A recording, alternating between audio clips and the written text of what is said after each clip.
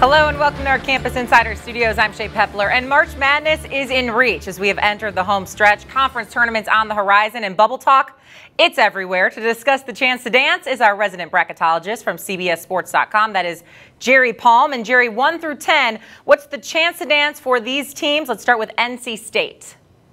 Well, I'll give the Wolfpack a 6, and the main reason for that is you can't count on them.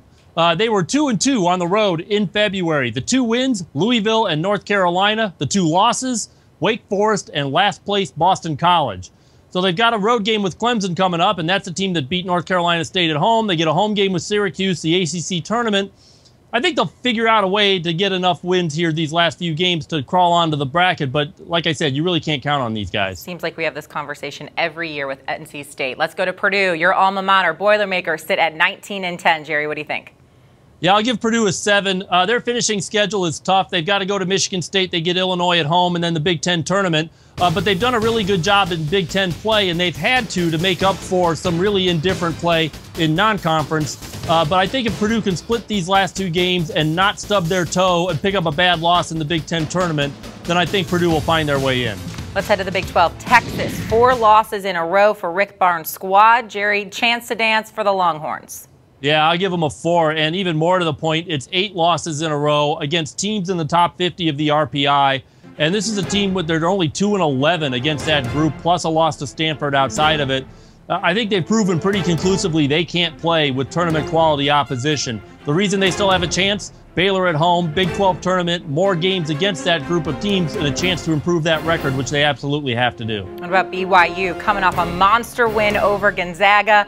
Chance to dance for the Cougars.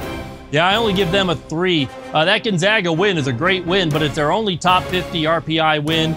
They've got 3 other top 100 wins. They all came at home, none of them against teams that are going to make the tournament.